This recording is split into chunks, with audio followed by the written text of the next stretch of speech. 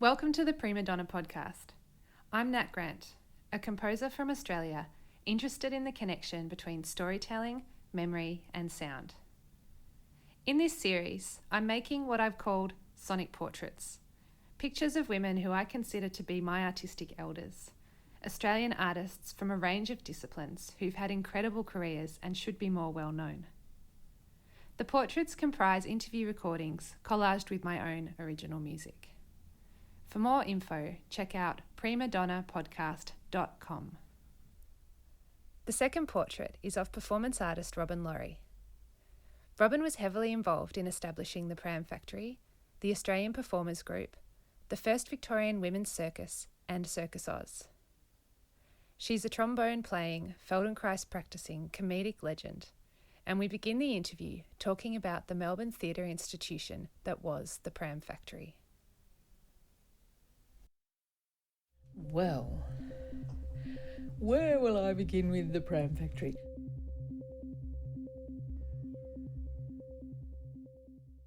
I'd been overseas 67, 68 and came back in 69 and La Mama had started. And so there were a lot of people I knew from Melbourne Uni, from the Drama Society and the Film Society, who were all doing things there. So I did things with them during that year.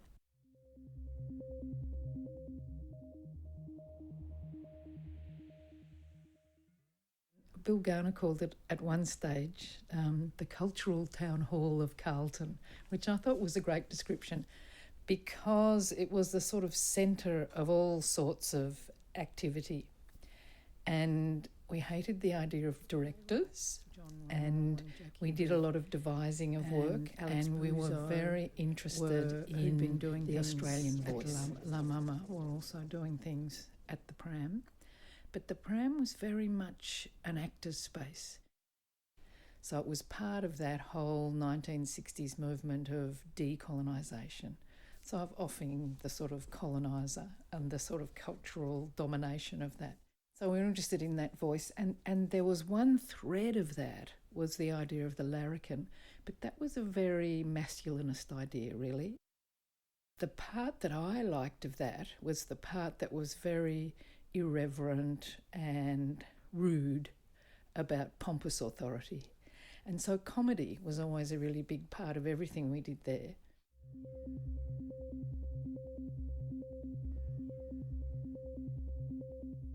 Comedy can be quite subversive and dangerous, I think, as well as necessary for survival. I always think if you don't laugh, you die. And I've also always thought that in some ways capitalism and consumerism is a system that breeds despair, because no matter how many things you accumulate, they never satisfy a human hunger that we have for something more. And so it seemed to me that creativity and cultural and artistic practices can foster and feed that. So we were trying to do that really at the Pram Factory through all sorts of different methods.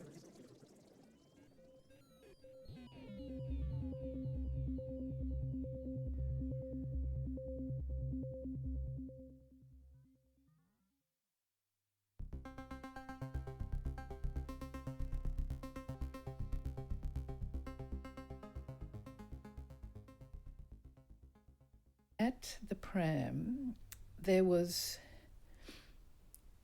criticism, but feminism was being discussed passionately.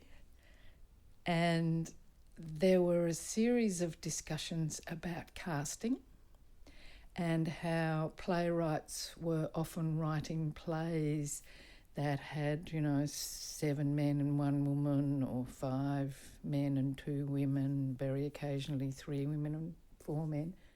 And so there was a strong critique of that.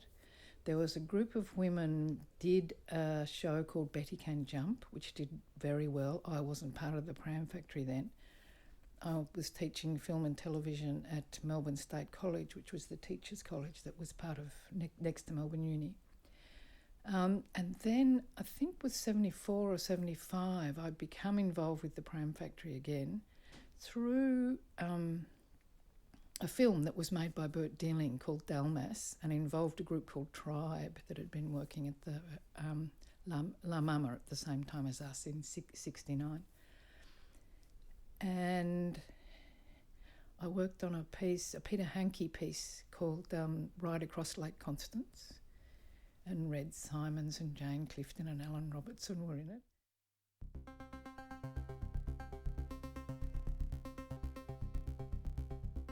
Then I became involved with the Pram Factory, but I was always involved with devised work.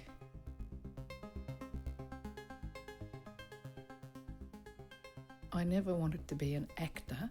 I always thought, I've sort of felt I couldn't stand the idea of sitting around waiting for the phone to ring or dragging yourself around to agents and having to do auditions and being judged in that way.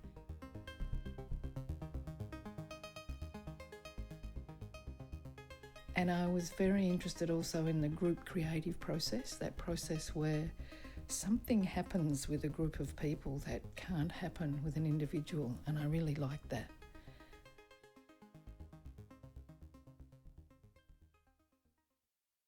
Ideas and things occur that you would never dream up by yourself. Something is made in that process, which I love. And I love the creative process as well. That unknowing, I call it sort of floating in the sea of unknowing, which is scary but good. At the Pram, we had a women's theatre group, 74. And that was connected also to, there was a community theatre movement began at that stage, because we really wanted to take performance out of the building and into the streets and into the parks and into places where people worked and into schools. And we also wanted performance to break down that sense of the fourth wall, that sense of engagement. People were doing that in all sorts of things. Musicians were doing that as well, walking amongst the audience and doing all of those sorts of things. So we were very interested in those processes. We did a lot of research. We researched the history of revolutions in cultural and social practice. So we were interested in what had happened during the Russian Revolution, when the Blue Train had taken artists all through the countryside. We were interested in people like Meyerhold, who was a Russian director. And of course we were interested in Brecht and Piscator and all those people out of Germany in the 30s. And we were influenced by what was going on in the United States and in Europe as well in the 60s. And there were collective groups like the Living Theatre and Richard Schechner's performance group in the 70s. And there was a magazine called the TDR, the Drama Review, and things were written about in there. And our work was never actually written about in there. And there's something about being written down sometimes which makes you think something might be better or more important.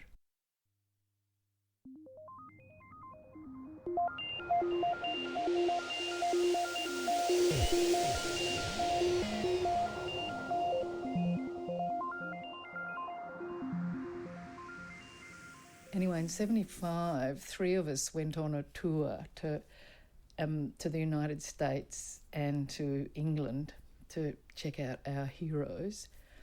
And we saw lots of work. We visited the Living Theatre. We drove an old combi van along the Rio Grande, and then up through the United States with long-haired hippies, and was stopped by big, fat, sweating policemen in the south. It was a bit scary. What I realised was that their work wasn't any better than ours. And that was great. That was very encouraging. Working along similar paths, similar interests, but it wasn't any better. And so that was great.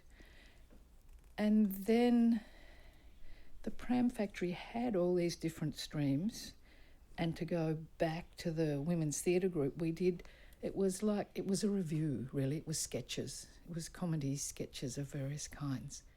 And some of them were very simple. I played a character called Dictator who was dressed as a paper mache potato.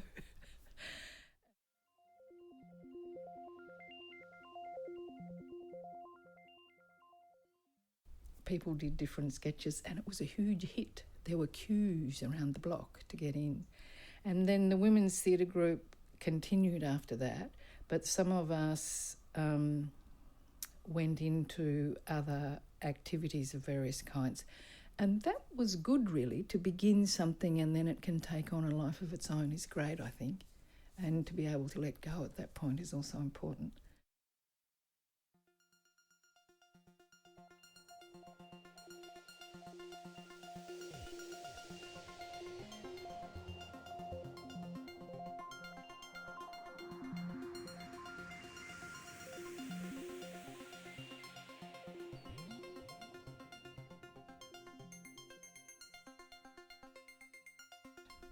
Oh, out of the Women's Theatre Group also came the Migrant Women's Show.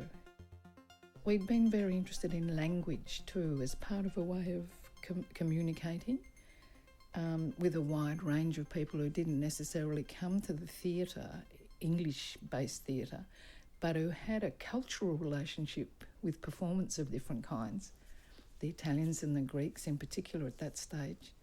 So we learnt songs in Greek and Italian, and in the Migrant Women's Show, we took them into factories. We toured around with that. That was a show about equal pay. And then in Soapbox Circus, we continued doing that too. There were two people at the Pram Factory, Bill and Lorna Hannon, who were both teachers, and they were very active in community schools and also in encouraging the use of different languages in teaching, and so they were a part of that as well. And then in 1975, we had a visit from Jill Jolliffe, who was a journalist who'd been in East Timor when the Indonesians invaded. And so we decided we'd do a show about the invasion of East Timor using Meyerhold's biomechanics. And that was sort of the beginnings of Soapbox Circus. And during that time too, because there were big anti-Vietnam War demos, anti-nuclear demonstrations, a whole series of things, we would often get asked to perform at those sorts of events. So we performed to huge outdoor groups on big stages, 5,000 people, 10,000 people, which is, it's a buzz. There's so much energy comes back and goes out. It's extraordinary, really.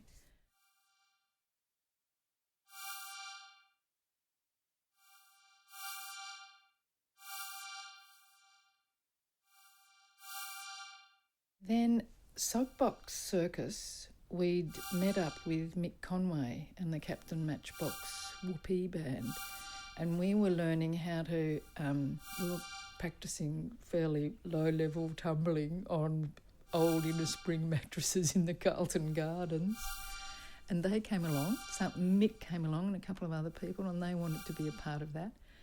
And then out of that came Soapbox Circus, and that was the beginnings here of Circus Oz, and that went for about 2 years. And we performed in parks and for demonstrations and did shows at the Pram for supper shows and things like that, did shows in factories. And I was surprised that, people only got 20 minutes or half an hour for lunch. And sometimes people were a bit cranky, I think, that we were there taking up their valuable lunchtime. But other people enjoyed it. So that was an interesting experiment. And we did the Timor show around a lot as well. And I suppose, despite everything, the Timor show was the first time that, and Jill Jolliffe coming and talking, that it made Australia's relationship with Asia live for me. I had a really, even though, there's a huge history of interaction, especially between Indonesia and Australia, there was all that activity by the Waterside Workers Union when Indonesia was trying to be independent in the late 40s after the Second World War.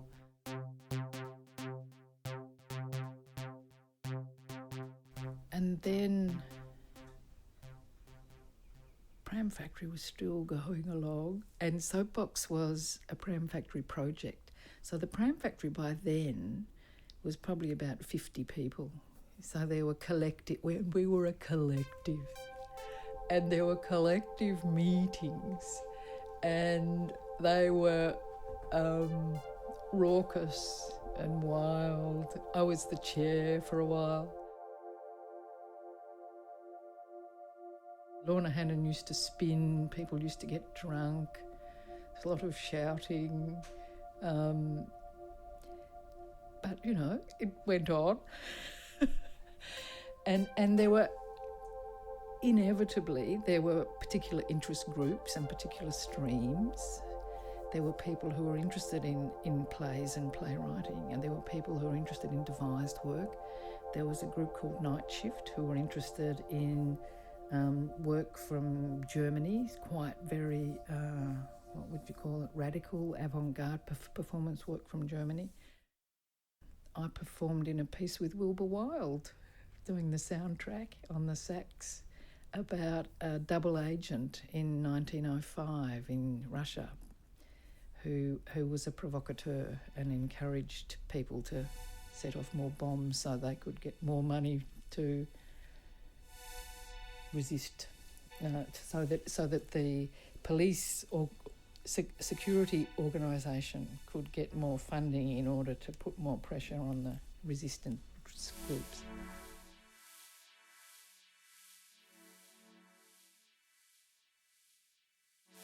These different streams were all going along, and the musical stream as well.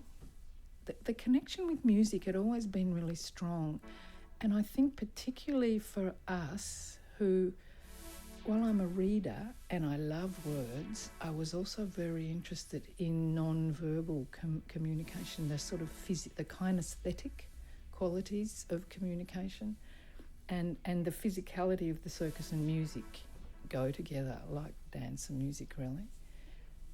But what's good about circus is you can do anything, so you can speak and be stupid.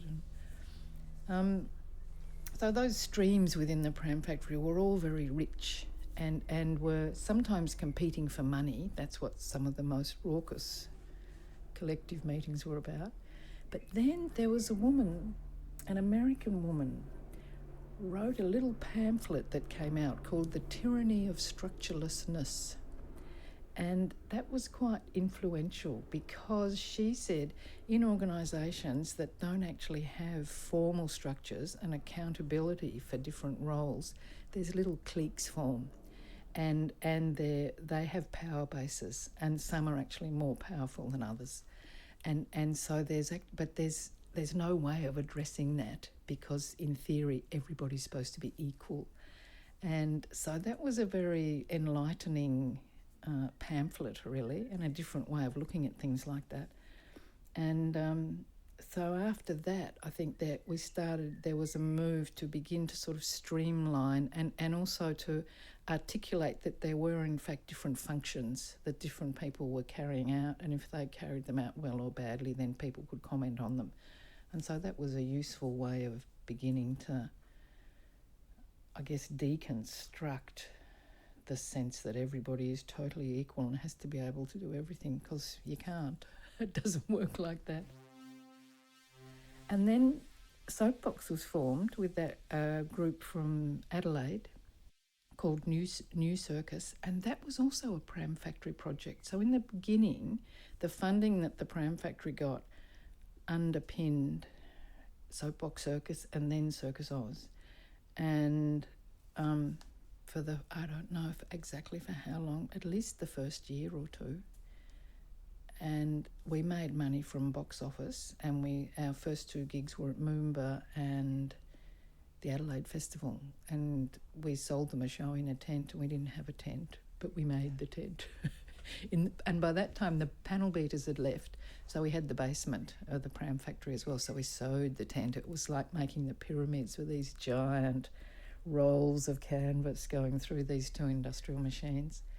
And then somebody met a Chilean welder on the street who came in and helped Tim and Jim weld up the poles for the tent. So there were all sorts of connections that happened. One of the first people who taught us acrobatics in the park was a Moroccan acrobat that Michael Price had met in the street who came along. It grew in mysterious ways because we didn't have teachers at that point. We knew we could do it all ourselves, so we learnt by doing.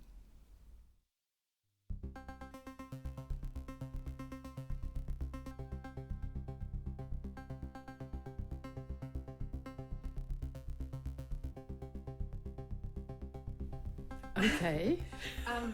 Why don't we start? You were telling me about playing trombone in the circus. Yes, what a beautiful instrument the trombone is. And I wasn't very musical. I was removed from the choir at school, and I'd always thought I didn't know how to sing, or play music.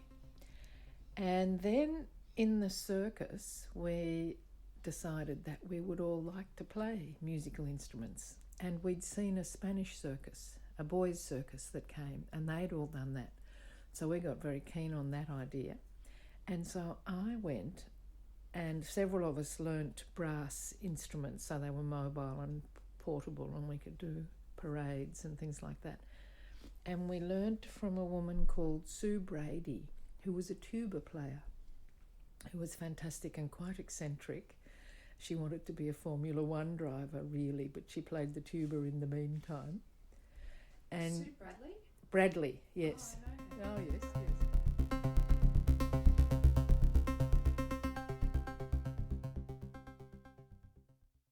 Well, she taught all of us brass, and so I learnt from her. I learnt to read, very slowly. Well, once we started at Circus Oz, and we had a whole lot of time off, I think in 1980, I did a term out at La Trobe University at their music school, which was a fabulous school at that stage. Les Gilbert was there, Warren Burt, John McCackey. It was really great.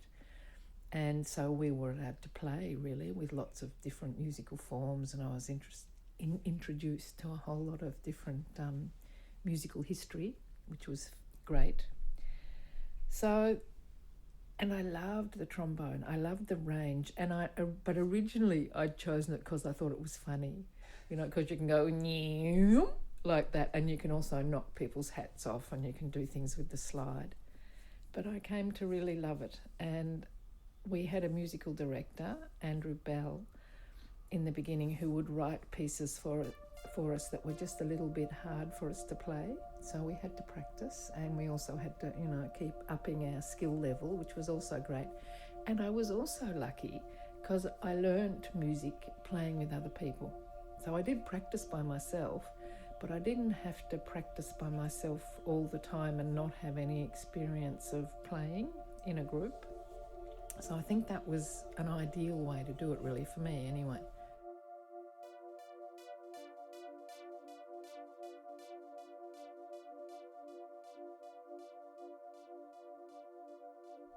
And then when I left Circus Oz, I played in a little band in Sydney called the Mambologists, and we played Latin American music. And then I sort of drifted away, really, and did other things. I'd been part of La Mama in 1969, and then I had a boyfriend avoiding the draft, and so we went to India.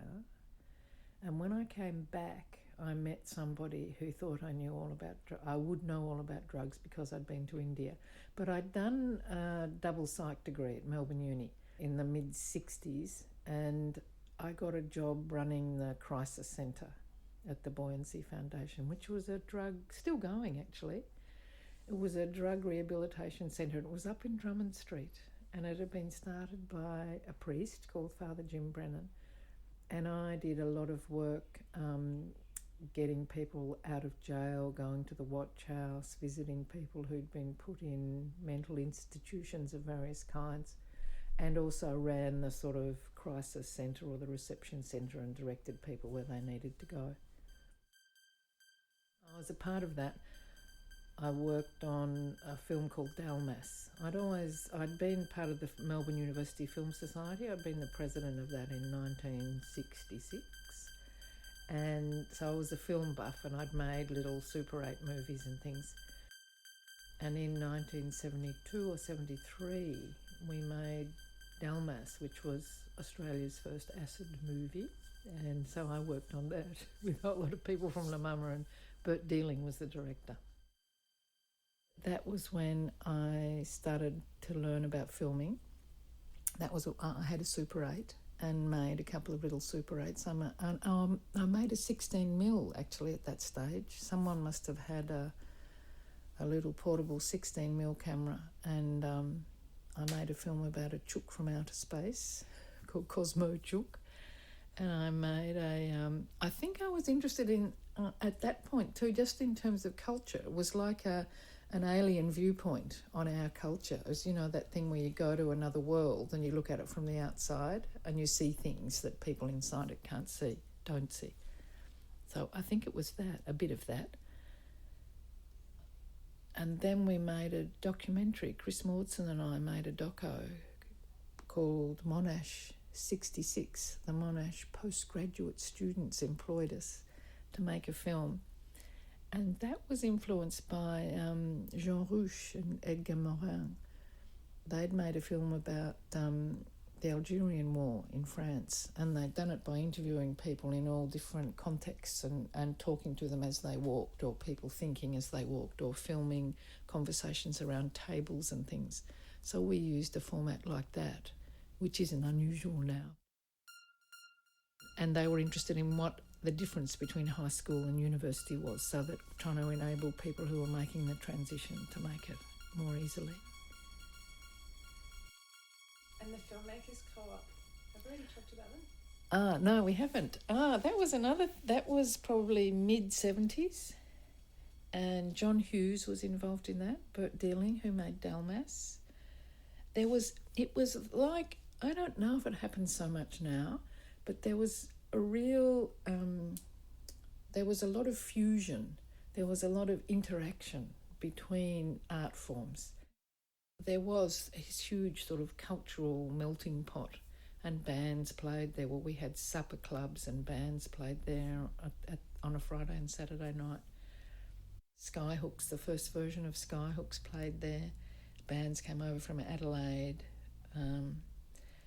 So the Filmmakers Co-op, the energy of that was sort of connected, I guess, to the idea of workers' control, of having some sort of control over your own productions and wanting to control them and to have a space, and also to control the distribution. There's been various attempts, haven't there, over the decades to have some sort of control over putting your own work out.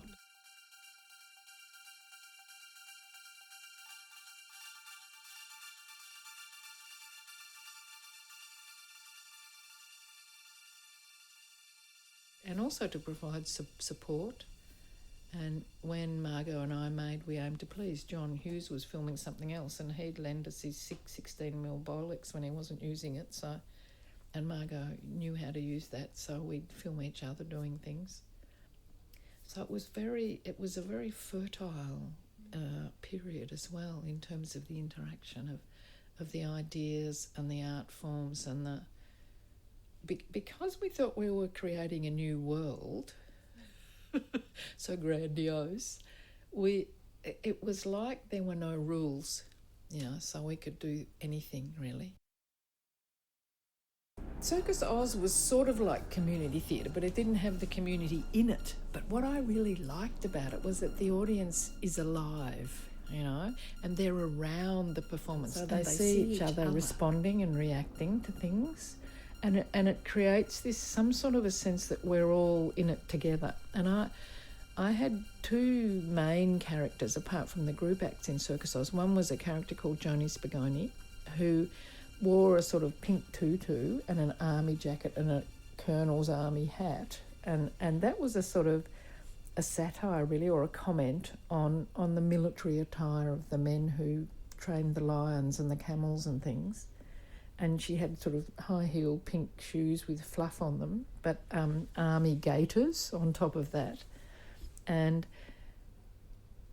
she was a character who thought she knew that being the beautiful assistant was a really degraded form, but she knew that she had to do it. She let the audience know that she knew what she had to do, but that she hated it. So there was her.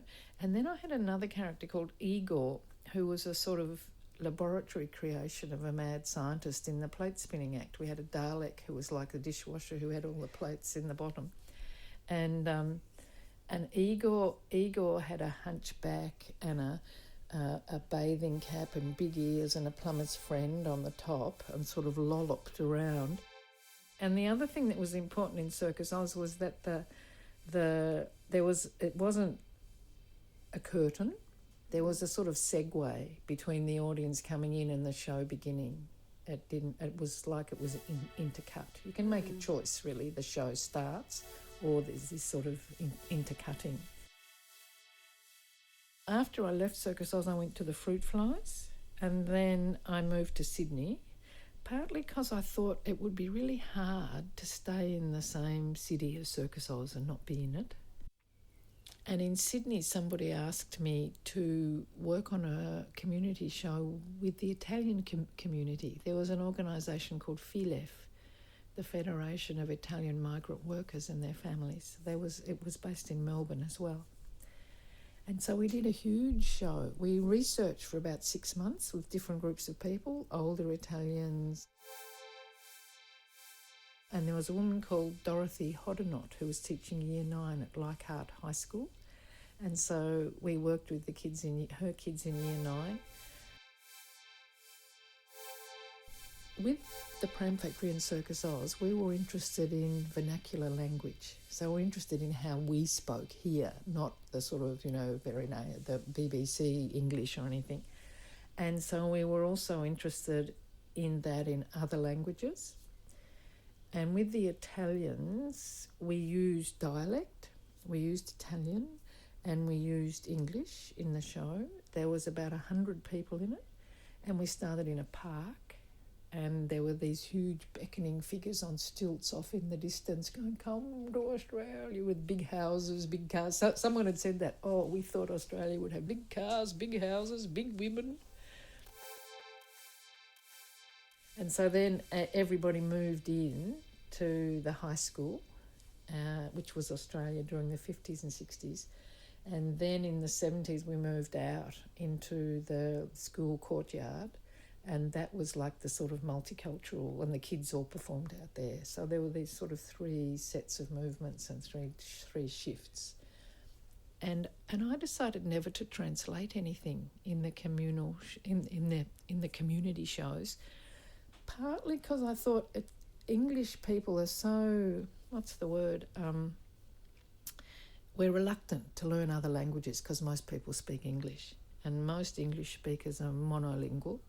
And I thought it's really good to have to ask somebody else, what does that mean? Because it's like what people experience when they come here if they don't speak the language. And also, then if you can't understand the language, you have to use your other senses to try and figure out what's going on, or you can ask someone who's next to you. So we never translated anything. And there was always, in the pieces I worked on, there was a professional team and there was the community team, and I always hoped that people learnt things from each other. So the professional team imparted various skills and experience, but they learned heaps from the research and the experience of people's stories and just people's lives, really.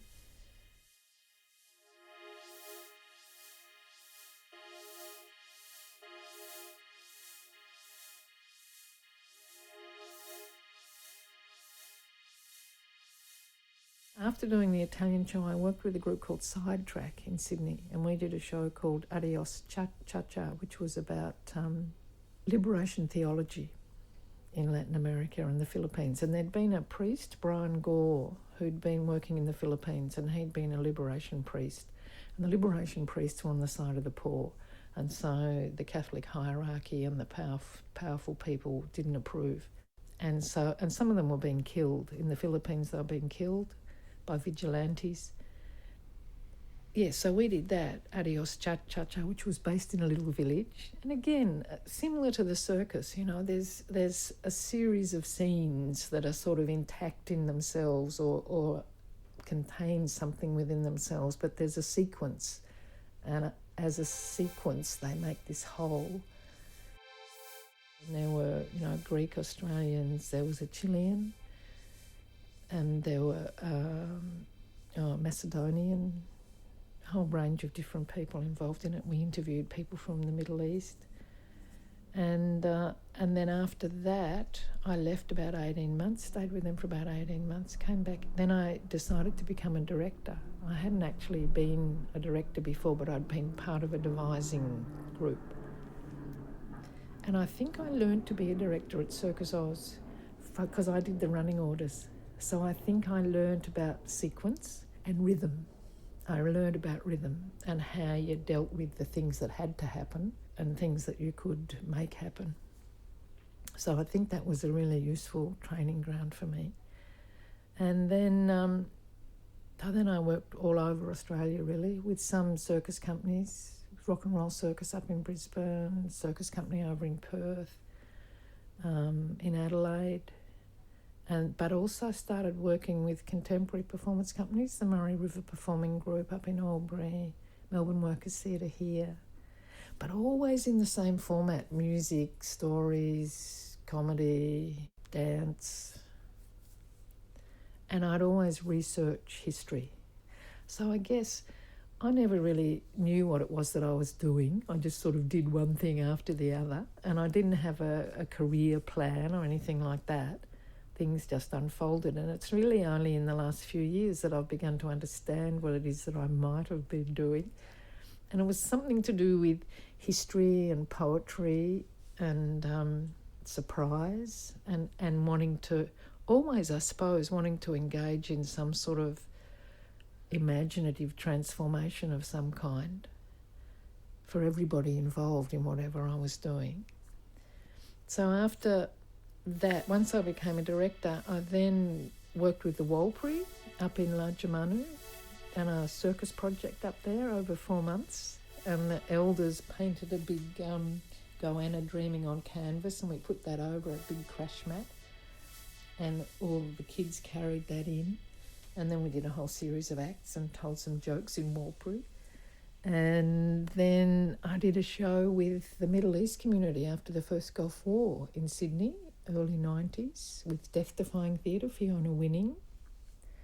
And I think the other thing I've always done is work with friends. Like, you can tell people have asked me to do things, really. And so I have.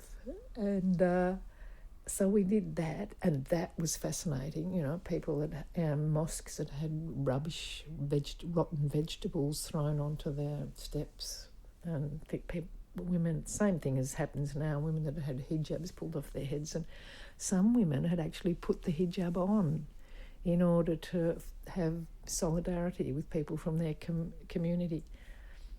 So I feel like I travelled a lot in Australia. I like sort of travelled to other worlds, which was a privilege and an honour and illuminating. And I stopped making films. I made a couple of films with Mitzi Goldman, who's now head of the Documentary Australia Foundation, in the 80s. And again, made films with friends. And then in 2002, I directed a big show called Kanya Makan, which means Once Upon a Time in Arabic. And that was working with a professional team. Alice Garner was in it, Lisa Mazza, Kavisha Mazzella, and about 15 refugees who'd come on boats. So Iraqis, Iranians, Hazaras. And that was pretty amazing. And I think up until then, I think I'd sort of believed in, I don't know, the sense of Australia being a country of a fair go and a whole range of things like that. But what was happening to them made me again look back at history, and I went back to federation. which I'd never looked at before really. And I realised federation was actually about keeping out people who weren't white. And I thought, oh, those threads. And I read a great piece by Chris Sidotti, who'd been the Human Rights Commissioner. And he said something about the twin threads of racism and punishment run through our culture. And I think that's really true. That was a sort of extraordinary thing to work on. And then we took it to Canberra. And then that kept going really over the next 18 months. We did small versions of it and took it out to halls and community events of various kinds.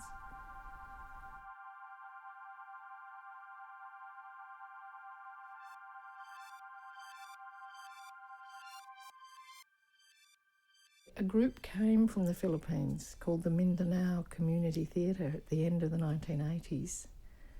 And they were very influential in what I did because they'd been influenced by Augusto Boal, who started a movement really called Theatre of the Oppressed.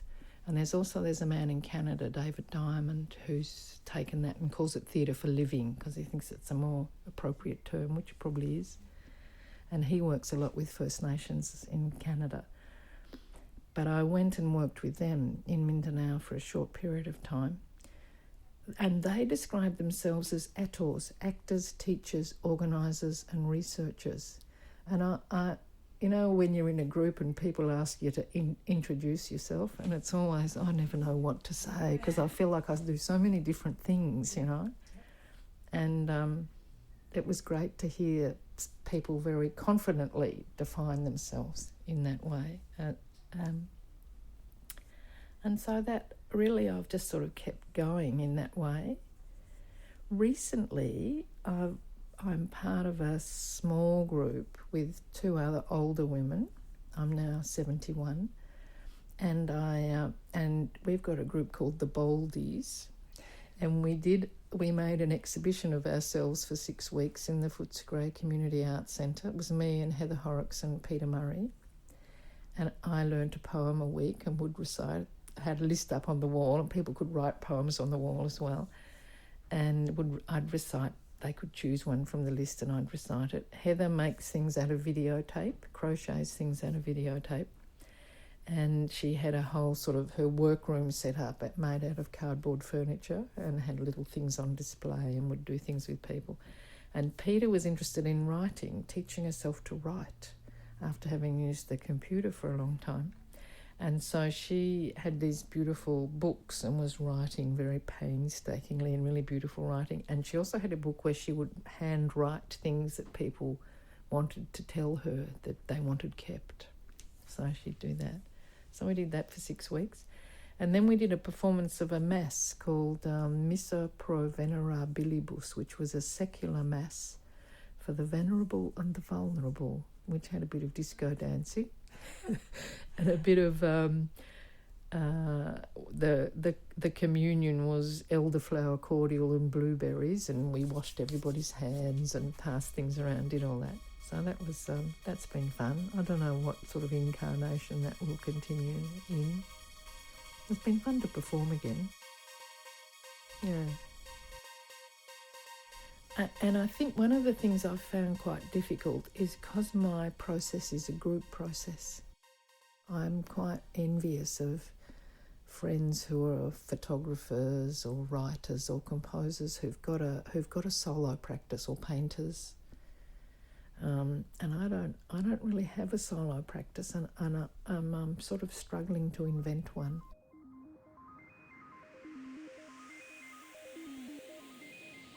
I have been influenced a lot by poets and by historians, and Australian historians like Inga Clendinnen and Tom Griffiths, in particular Judith Wright, people like that, and all sorts of poets, Adrian Rich and Anna Akhmatova, and lots and lots of, and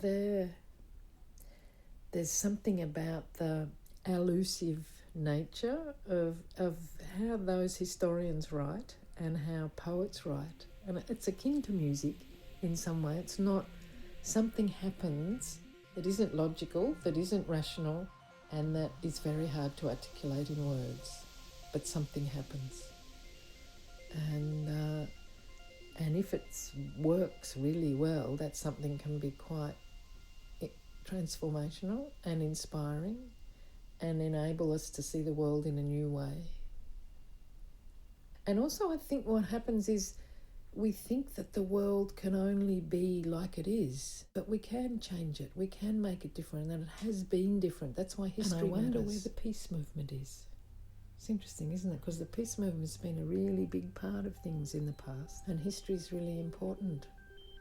And we can see how things have changed. And when the Iraq War was happening, the second Iraq War, big demonstrations for peace all over the world, the biggest demonstrations ever before a war. And I don't know whether people got disillusioned because it didn't have any effect, or the anti-nuclear and peace movement are sort of not very visible presently. So I'm trying to think about how to connect myself to something in relation to that, but I don't know how yet. But it's really,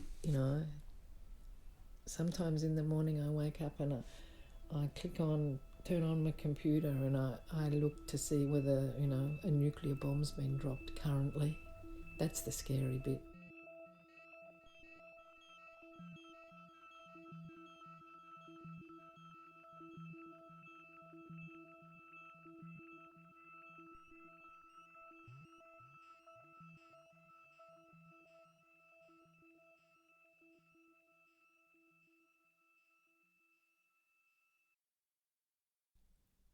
Thanks for listening to the Prima Donna podcast. For more information or to subscribe for future episodes, visit primadonnapodcast.com.